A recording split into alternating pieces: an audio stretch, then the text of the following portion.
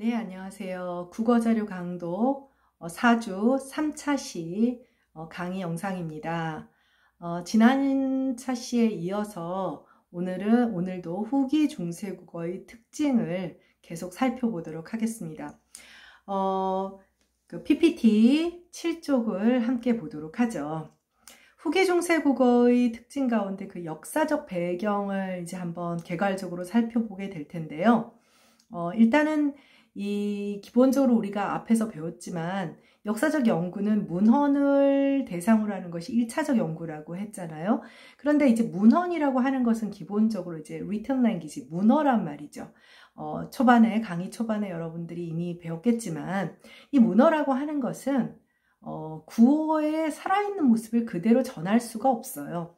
그렇게 되면 그거는 이제 문자가 갖는 또 목적과 효용에 어느 정도 걸림돌이 될 수 있기 때문에 문어는 사실 그 오랄 랭귀지의 리얼한 모습을 다 반영하지는 않습니다.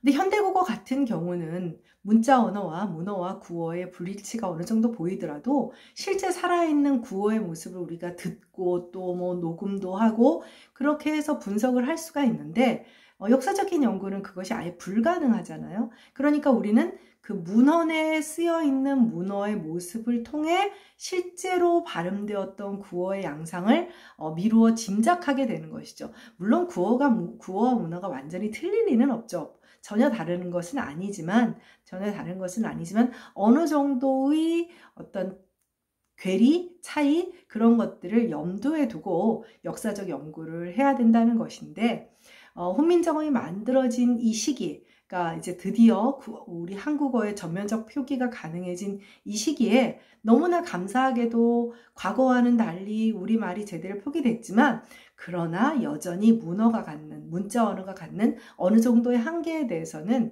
우리가 기억하고 있어야 한다는 겁니다.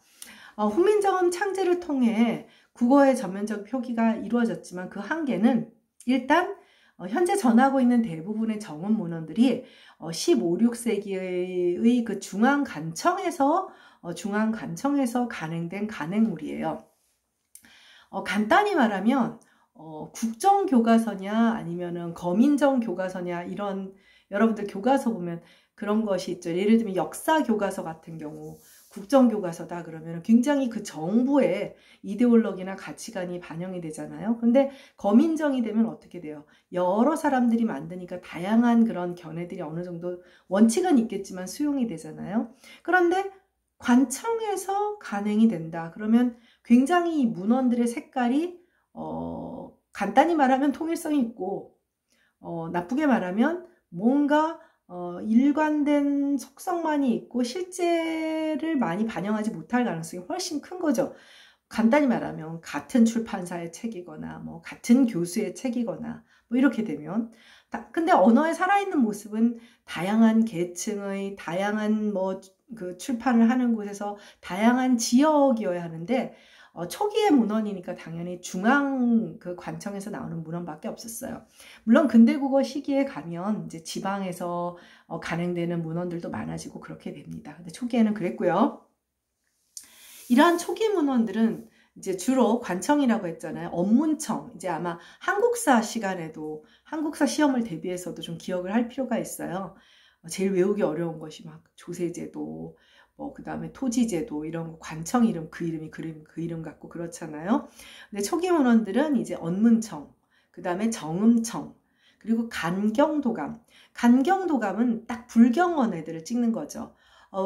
초기에 15, 16세기의 문헌의 대부분의 문헌은 불경언이에요. 그러니까 이제 그걸 찍어냈던 것들이 간경도감이라고 하는 그런 기관입니다. 그래서 문헌들이 현저한 동질성을 가지고 있었어요. 자, 그리고 이 문헌들을 편찬한 사람들은 어떤 사람들이죠? 그야말로 최고 엘리트 교육을 받은, 자, 세종. 그냥 엘리트 정도가 아니잖아요. 그 다음에 수양대군, 문종, 또 안평대군, 왕자들, 공주들, 옹주들, 그 다음에 신숙주, 박팽년, 성산문, 최고의 엘리트들. 이런 사람들이에요. 이런 사람들의 그 최고 상류계급, 최고 엘리트, 그리고 한양 방언만, 한양 지역어만이 반영된 그런 어떤 제한된 속성을 가지고 있다는 것을 염두에 둬야 되는 거죠. 그러니까 말 그대로 저잣거리에 그야말로 일반 백성이 쓰는 언어는 아닌 거예요. 그러면 어떨까요? 보수적일까요? 개신적일까요? 많이 배울수록 보수적이에요. 말 그대로 뭐 유행어라든지 뭐 욕지거리라든지 이런 것들은 반영이 될 리가 없죠. 훨씬 표현도 보수적이라는 것은 어휘 선택만 보수적인 게 아니에요. 백성들은 안 쓰는 음소를 상류계층, 양반계층은, 세종은 쓸 수도 있는 거예요. 아예 체계가 다른 것이죠. 체계가 달라요. 네, 그 다음 언해라고 하는 것은 뭐냐면 언문으로 번역을 했다는 뜻이에요. 언문이 이제 그 훈민정 뭐 한글이죠. 언해는 원본인 한문의 번역이기 때문에 아주 독특한 번역체를 가지고 있어요. 번역문이에요. 번역문이 아닌 거죠. 그러니까 그야말로 자연스러운 번역체는 아무래도 부자연스러운 면이 없지 않아 있고, 그리고 대부분 초기 문헌은 불경언해. 그러다 보니까 내용도 소위 말해서 이 책의 컨텐츠도 제약이 있는 거예요. 뭐 시도 아니고 뭐 산문도 아니고 뭐 상당히 제약이 있는 것이죠. 그래서 결과적으로는 15세기 우리가 초기에 만날 수 있는 대부분의 문헌들은 살아있는 당시의 국어의 모습을 확인하기는 어려워요. 그래서 간혹 이제 그 어떤 학생들이 왜 우리는 불경언해만 배워요? 라고 했는데, 지난번에 얘기했다시피 당연히 그땐 불교밖에 없으니까 불경언해만 있는 것이고요. 유교 경전은 16세기 말 이제 성종조에 가면 이제 사서언해, 논어언해 이런 것들이 나와요. 근데 이 당시에 그야말로 유생들이, 그 신하들이 유교를 국시로 삼고 있는 신하들이 눈이 퍼렇게 살아있는데 유교 경전을 언해한다는 것은 생각할 수도 없었을 거예요. 그래서 세종이 삼강행실도를 언해하지 못하고 죽는다니까요. 삼강행실도는 성종조에 나오게 됩니다. 네, 그래서 그런 것이 있고, 하나 기억해야 되는 것은 석보상절이라는 문헌이 있죠. 누구 거죠? 누구 거예요? 세조 거예요? 수양대군 거예요? 네, 이렇게 물으면 여러분들이 뭐예요? 선생님 같은 사람 아니에요? 다르죠. 임금일 때랑 왕자일 때랑 어떻게 같아요? 석보상절은 왕자이던 시절, 수양대군이던 시절 어머니의 명복을, 어머니인 소원왕후의 명복을 빌기 위해 석가의 일대기를 작성한 것이 석보상절이고요. 월인석보는 세조가 임금이 된 다음에 이제 한 10여 년이 흘렀어요. 10여 년, 한 15, 16년, 20년 안 된 걸로 알고 있는데, 자기 몸에 유명한 얘기가 있죠. 뭐 등창이 나고 몸도 아프고, 그 다음에 마다들이 요절을 하고 이렇게 되니까 이제 무서워졌어요. 말로는 세종이 월인석보 서문에서는 뭐라고 하냐면 책에서 배우겠지만, 아버지가 이제 이게 그 책의 편찬 내용이 어떻게 되냐면 소원왕후가 죽게 되니까 세종이 너희 어머니가 죽었으니까 네가 좀 어머니의 명복을 비는 뭘 좀 해라 했더니 이제 석가의 일대기를 만든 석보상절을 만든 거예요. 그러니까 석보상절을 보고 세종이 아주 감동을 하면서 거기에 응답을 한 것이 월인천강지곡이에요. 월인천강지곡, 이 월이라고 하는 거는 석가모니를 가르치는 거거든요. 그러니까 그 월인천강지곡은 형태는 운문이죠. 석보상절은 산문이고, 월인천강지곡을 썼어요. 근데 이제 거기서 끝나는 줄 알았는데 이제 아버지 죽고 조카 죽이, 형 죽은 다음에 조카 죽이고 이제 왕이 됐습니다. 그 승승장구하고 뭐 피갑치를 할 때는 자기도 영원히 젊을 것 같고 아무 문제 없을 것 같았는데, 늙고 왕이 돼보고 또 올라가 보면 별것도 아닐까? 뭐 안 올라가면서는 모르겠지만 그렇겠죠. 그랬는데 뭐 아들은 죽고 뭐 조카는 죽여놓고 지 아들 죽으니까 또 눈물 났겠죠. 무서워진 거예요. 그리고 이 사람들은 기본 베이스 종교가 불교잖아요. 불교는 뭐죠? 이제 여러분도 계속 배우겠지만 윤회를 한단 말이에요. 그래 무서운 거야. 내가 이제 죽을 때가 다가오니까 자신이 죽어서 무엇이 될지, 그리고 벌을 받으리라는 것을 너무 느끼니까 너무너무 두려운 거예요. 그래서 일종의 그런 것이 두려워서 사실은 월인석보를 씁니다. 월인석보는 여러분도 알다시피 월인청강지곡과 석보상절의 합본이에요. 그러니까 서문에 뭐라 그러냐면 아버지가 내가 쓴 보잘것없는 석보상절에 화답을 하셔서 월인청강지곡을 썼는데 자식된 도리로 거기에 답을 하지 못하고 아버님은 돌아가셔서 이제서야 그 답으로 월인석보를 쓴다라는 서문을 말하죠. 뭐 사실 뒷 배경은 자기가 이제 아기 축생으로 환생할 것 같으니까 그 두려움이 일종의 그 종교 경전을 쓰는데 반영이 쓰는 것으로 됐던 것 같아요. 세조도 이제 수양대원이죠. 굉장한 여러 가지 측면에서 아버지 못지않은 어떤 학문적 역량이 있었던 사람인 것으로 보이고, 여러분들이 접하는 이제 초기 문헌, 공부해야 하는 문헌은 다 세종과 세조의 작품들입니다. 그래서 그런 배경이 있어요. 근데 이 석보상절은 본질적으로 이제 번역문인 언해문이긴 하지만 문체가 굉장히 자유로워요. 그러니까 단순하게 경전 하나를 뭐 법화경이다 그러면 이제 당시에는 당연히 이제 한문으로 된 경전들이 있을 거 아니에요. 그러니까 이 경전은 뭐냐면 여러분들 혹시 삼장법사 알아요? 네, 삼장법사는 실존인물이에요. 손오공 실존인물이 아니겠지만 삼장법사의 원래 이름은 현장법사이고 인도에 가서 이제 천축국이죠. 인도에 가서 인도의 버머 문자, 즉 산스크리트 문자로 되어 있는 원래 그 경전들을 다 가지고 옵니다. 가지고 와서 이제 한문으로 다 번역을 해요. 그런 사람이에요. 그게 이제 현장법사인데, 그리고 그 한문으로 번역한 것이 이제 다 이제 우리나라로 들어오게 되는 거죠. 그래서 뭐 법화경도 있고, 뭐 금강경도 있고, 약사경도 있고, 이제 다 그런 경전들을 이제 토대로 번역을 하면 법화경을 번역하면 법화경언해, 약사경을 번역하면 약사경언해가 되는데, 석보상절은 뭐냐면 굉장히 여러 경전들을 많이 봤어요. 많이 보고 자기 나름대로 석가의 일대기를 재창조합니다. 그러니까 단순 1:1 번역이 아니에요. 단순 1:1 번역이 아니어서 문체도 굉장히 자유롭고 자기식으로 좀 더 창의적으로 이야기를 풀어나가요. 그래서 석보상절은 우리나라의 언문을 한글로 된 최초의 산문문학이다. 네, 석보상절이 최초의 국문산문, 최초의 우리말로 된 산문문학이다. 이렇게 된 걸 꼭 기억을 해둘 필요가 있습니다. 네, 그래서 뭐 자료강당 읽다 보면 월인석보에서 그 부분은 꼭 같이 읽을 건데, 세조가 그 어떤 자신의 심정을, 그러니까 적나라하게 토로하지 않죠. 내가 조카를 왜 죽였어? 그런 거 내가 왜 같이 어울렸던 그 신하들을 죽였을까? 그런 얘기 안 해요. 절대로 안 하는데 자신의 어떤 그런 뭘까? 회한? 그런 것이 드러나는 부분들이 보입니다. 나중에 같이 읽게 될 겁니다. 그 부분도 꼭 읽어요. 네.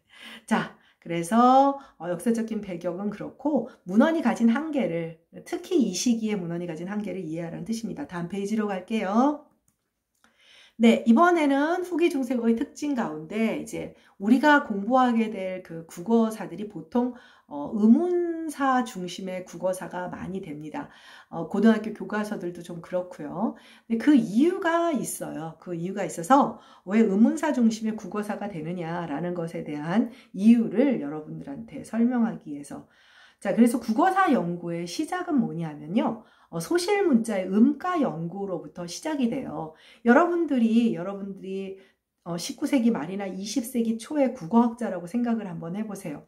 어디 시골에 답사를 갔다가 중요한 문헌을 발견하면 쓱쓱 넘겨보다 뭐가 보여요? 제일 먼저 보이는 것은 현재 사용하고 있지 않은 것, 그 당시에 사용하지 않고 있는 문자, 또 뭐 단어 이런 것들이 보이게 되잖아요. 근데 문자가 보이죠. 제일 먼저 뭐 여러분도 알고 있는 아래야, 반치음, 뭐 순경음, 뭐 꼭지음, 뭐 이런 애들 보면, 여린이 보면 뭐 이런 애들은 어떻게 발음이 됐을까? 이런 궁금함이 당연히 우선적으로 되지 않을까요? 그래서 지금은 사용하지 않는 문자를 소실문자라 하고, 그 소실문자 이런 거를 음가론이라고 하는데, 음가론은 엄밀한 의미에서의 현대적인 의문론이라고 할 수 없어요. 그래서 이 소리가 어떻게 발음이 되었는가에 이제 굉장히 천착하게 되는 것이죠.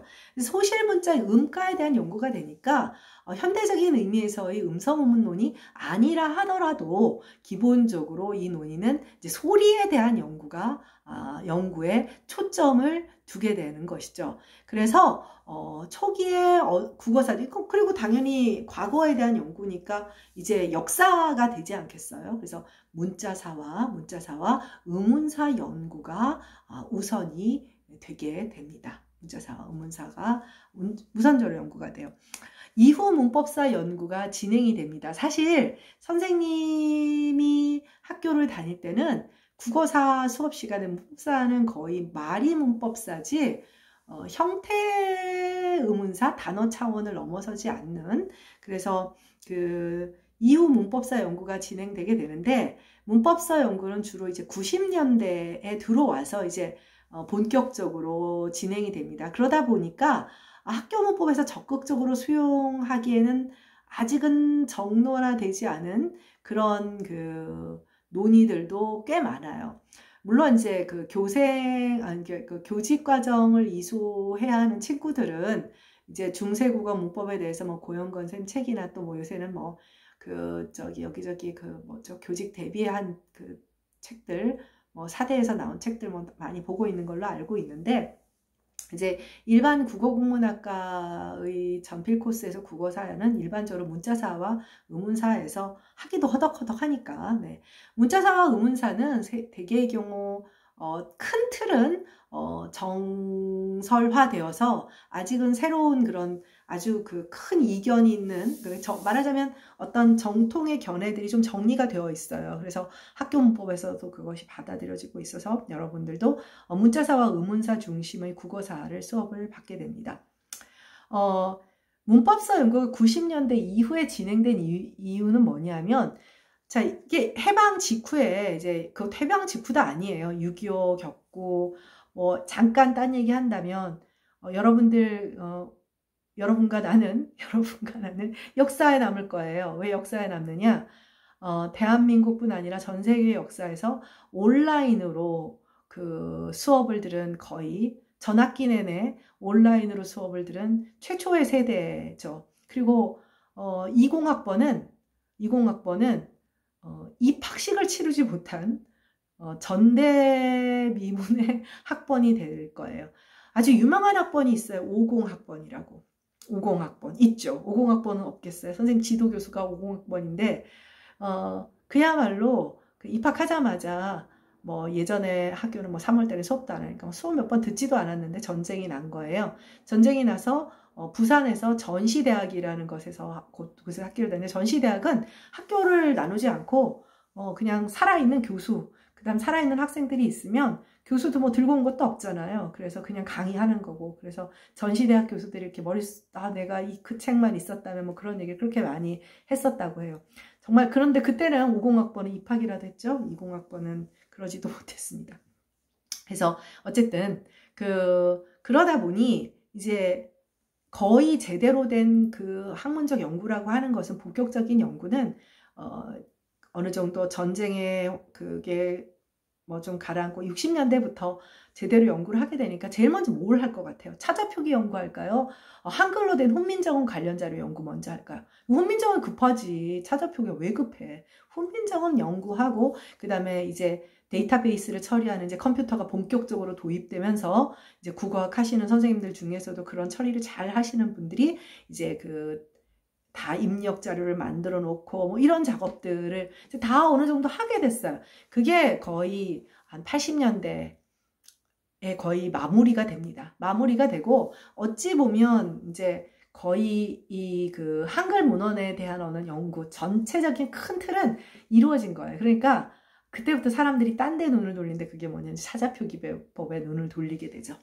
차자표기법에 눈을 돌리게 되니까, 차자표기법이라고 하는 것은 특히 이제 구결 같은 경우는 문법 형태소라든지 이런 것들을 표기하는 거잖아요. 그러니까 어때요? 문장을 보기 시작하는 거죠. 이두도 문장이고 향찰 표기도 문장이잖아요. 단순하게 소리보다는 문장이 더 잘 보이니까 이때부터 문법론적인 연구가 주로 차자 표기에 대해서 이제 차자 표기에 대한 그 자료들을 이제 더 많이 모으고 정리하면서 이제 문법사 연구가 최근에는 좀 더 그 국어사 연구에서 메이저가 되고는 있는데, 아직은 이쪽이 어떠냐면, 글쎄요, 뭐 아주 뭐 고영세비 견해라든지 뭐 누구의 견해 이런 것들은 있지만 의문사만큼 좀 정리가 된 느낌은 좀 없는 것 같아요. 좀 더 이제 진행되고 자료들이 더 많이 나오고 뭐 이래, 아무래도 문장 단위니까 더 포괄적이고 자료가 많아서 어떤 정설화하기가 어려운 부분이 있는 것 같아요. 네, 그래서 구결학회라고 하는 것을 하나 소개를 해줄게요. 이것은 딱 보니까 지금 90년대로 넘어가기 전이잖아요. 그래서 1988년에 구결을 비롯한 향찰, 이두, 또 어휘표기라고 해서 이제 고유명사 표기예요. 이제 초기에 이제 고유명사 이제 뭐 여러 가지 뭐 인명, 지명, 간명을 표기하는 그런 차자 표기 자료 전반을 연구하는 것을 목적으로 구결연구회라는 그런 학회를 발족시켰어요.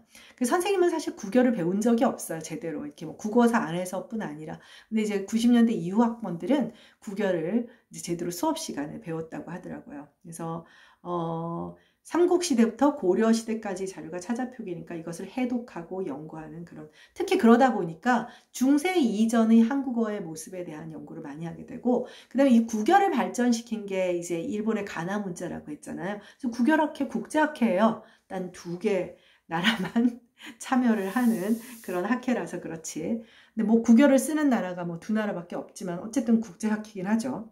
네, 다음 페이지로 가겠습니다. 네, 이제 조금 어려운 얘기가 시작됩니다. 여러분들 그 교재의 16페이지, 교재 16페이지 2.1 의문상의 특징을 일단 보도록 하겠습니다. 책을 한번 제가 읽을게요. 중세국어의 자음은 고대 국어에는 없었던 것으로 보이는 된소리 계열, 경음이죠, 경음. 새로 등장하게 되어 예사소리, 거센소리, 된소리, 예사소리, 평음. 선생님은 이걸 안 써요. 평음, 경음, 유기음을 씁니다. 거센소리도 격음이라고도 하는데 유기음이라는 용어가 훨씬 더 그 국어학적인 용어예요. 이건 격음이라는 용어는 좀 뭐랄까요. 네.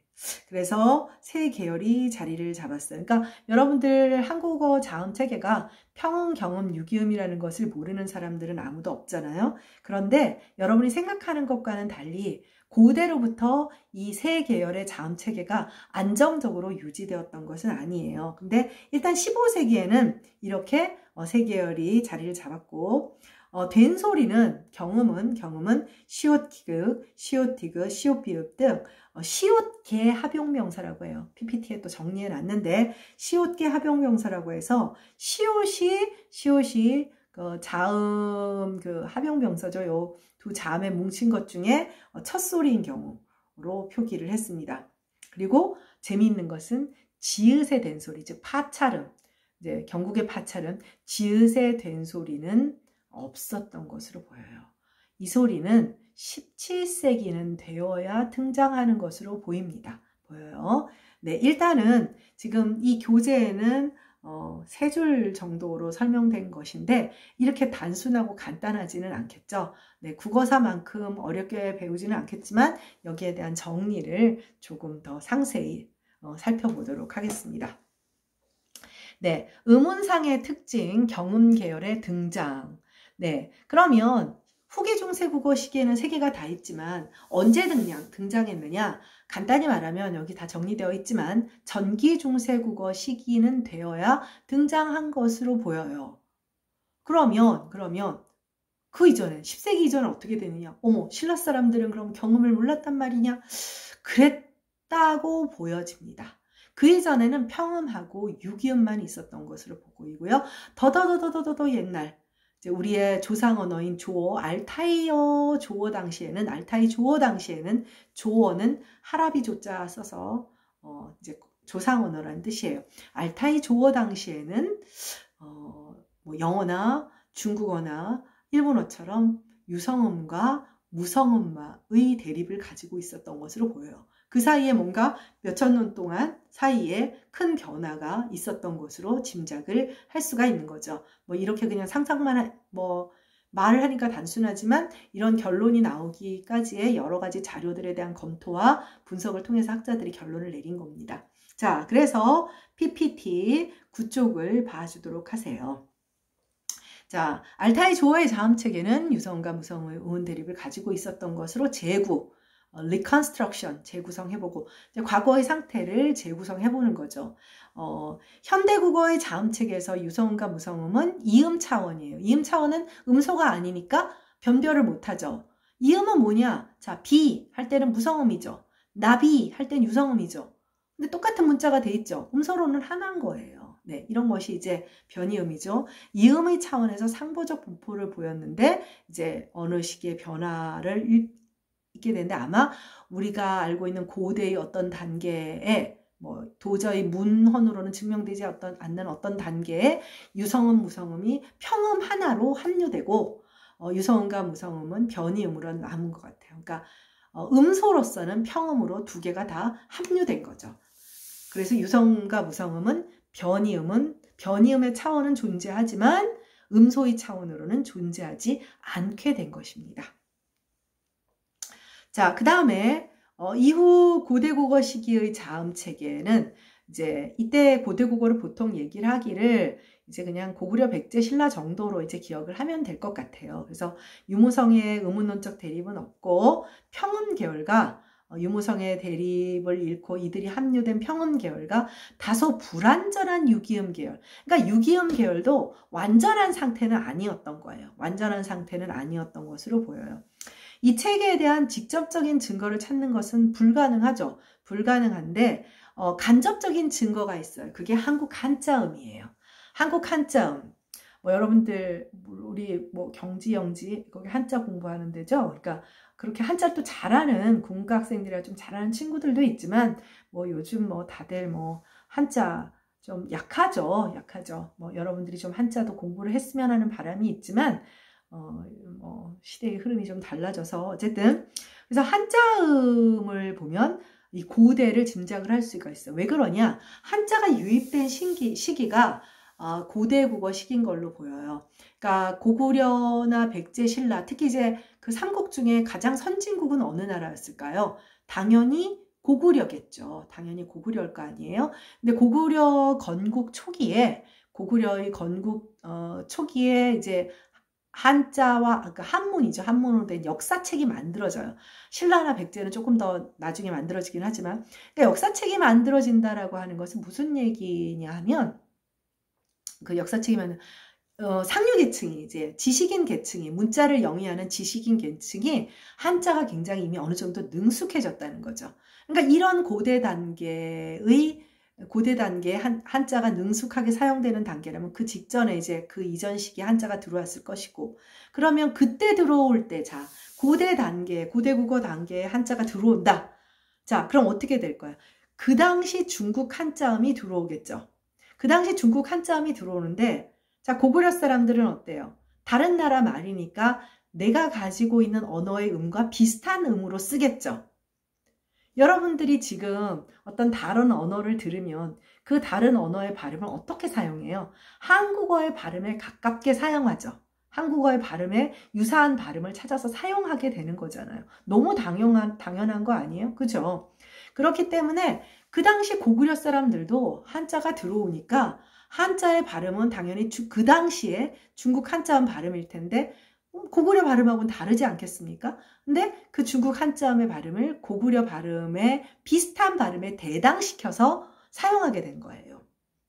그렇게 해서 정착된 것이 한국 한자음이죠. 물론 고대 단계의 한자음이 이후에 또 수천 년간 사용되면서 또 현대의 한자음으로 오는 과정에 여러 가지 변화가 있겠죠. 변화가 있으니까 세종이 뭐라 그랬어? 한자음 개정 작업을 하려고 해서 동국정원식 한자음 만든 거 아니에요? 네, 그래서 한국 한자음 이제 동음 동쪽에 오면서 혹은 사이노 코리안이라고 해요. 시노는 이게 차이나 진나라 불어로 하면 시느 이렇게 그걸 이제 한국 한자음의 양상을 통해 고대 국어의 자음 체계를 짐작해 볼 수 있는데 고대 국어의 자음 체계를 평음과 유기음 양 계열로 보는 이유는 한국 한자음의 대부분이 평음으로 구성되어 있어요. 평음의 대부분. 거짓말 안 못하고 여러분들이 F 단위 눌러보세요. 대부분 평음이에요. 5만 개나 되는 글자들이. 그런데 유기음은 있죠. 쾌, 탄 뭐 이런 애들이 있죠. 있어요. 유기음도 꽤 있지만 상대적으로 다 평음이에요. 다 평음이고 경음은 있느냐? 자, 경음이 없다라고 하는 것은 자, 중국어에는 전타금이라고 해서 지금 우리 귀에 들으면 경음처럼 들리는 소리가 그 당시에도 고대 단계에도 우리 고구려 시대에도 그 당시에도 있어요. 전타금이라고 해서 지금의 우리 귀에는 경음으로 들리는 소리예요. 그런데 이 전타금이 고구려 시대 혹은 백제 신라 시대의 한자음으로 들어올 때 그때 고구려의 경음이 있다면 지금처럼 경음이 있다면 당연히 경음으로 받아들여졌겠죠. 근데 전타금, 지금 우리 귀에 들리는 경음처럼 들리는 소리조차도 모두 평음으로 받아들여졌어요. 그럼 무슨 얘기냐? 경음이 없었다는 얘기죠. 경험이 없었다. 안 들리는 거야. 귀에 안 들리는 거야. 여러분, 버스를 왜 버스라고 그러고 백을 왜 백이라고 그래요? 우리 귀에는 그 유성음이 안 들리는 거예요. 유성음이 들리지 않으니까 다른 식으로 표기를 하게 되고 받아들이게 되는 것이죠. 자, 무슨 뜻인지 알겠죠? 중국 당시의 전타금이라고 해서 지금 현대국어의 경음이 있잖아요. 현대국어 사람들이라면 현대국어처럼 그 당시 사람도 경음이 있다면 당연히 그 전타금을 경음으로 썼을 거예요. 그 표기가 무엇이든 간에 음을. 그런데 그 당시의 전타금, 경음에 해당하는 소리도 다 평음으로 수용됐어요. 전청음이 중국음의 전청음은 평음에 해당하는 거거든요. 그 평음은 다 평음으로 받아들여졌어요. 근데 전타금까지 다 평음으로 받아들여진 거예요. 그리고 이제 우리가 앞에서 훈민정음에서 차청이라고 하는 그 소리가 이제 일부 유기음으로 반영이 됐죠. 그러니까 유기음은 분명히 있었던 것 같은데 또 아주 규칙적으로 반영이 되진 않아요. 그러니까 뭔가 불완전한 시스템이었던 것 같고 경음은 분명히 없었던 것으로 보여요. 그래서 여러분들 5편에 그 경음으로 된 글자는 현대 한자에도 몇 글자 없어요. 거기 밑에 보면 현대 한국 한자음에서 경음의 글자는 쌍, 이제 동음이어가 이렇게 여러 개 있는 거죠. 쌍, 그 다음 끽, 이건 즐길 끽자예요. 끼견 끽다 할 때 끽, 그 다음 씨, 김씨, 이씨. 여러분들 김씨, 이씨, 이 씨도 선생님 친정아버지가 가지고 있는 옛날 우표에는 시로 되어 있어요. 경음이 아니에요. 이게 거의 19세기 말 20세기에 경험화됐다라고 하거든요. 이밖에 없어요. 왜냐하면 한자음이라고 하는 것은 아주 고착되어 있으니까 쉽게 바뀌지 않잖아요. 세종이 바꾸려고 했는데 어떻게 됐어? 못 바꿨잖아요. 그리고 이제 그 1824년에 문헌인 유희의 언문지, 이 책도 유명한 책이니까 기억해두면 좋습니다. 실학자죠. 유희의 언문지에서도 쌍과 끽이라는 글자를 제외하고는 전탁자, 간단히 말하면 경음 글자가 없다는 뜻이에요. 그 다음에 16세기의 그 훈몽자회라는 책에서도 어떻게 되어 있냐면 두상, 먹을기, 각시시 이렇게 되어 있어요. 그러니까 16세기에도 아예 그때는 그럼 어떻게 됐을까? 경음이 애시당초 없는 것이죠. 그러니까 16세기까지 없다가 19세기 가니까 그나마 쌍하고 끽 정도는 경음으로 등장했던 거죠. 그러니까 이만큼 결과적으로는 고대 단계에 들어온 한자음들은 바뀌지 않고 고착화되는 경향이 있으니까 한자음을 통해서 고대 국어에 경음이 없었음을 미루어 짐작하는 거예요. 결정적 증거라고는 할 수가 없지만요. 네, 그래서 한 페이지만 더 보도록 하겠습니다. 10조.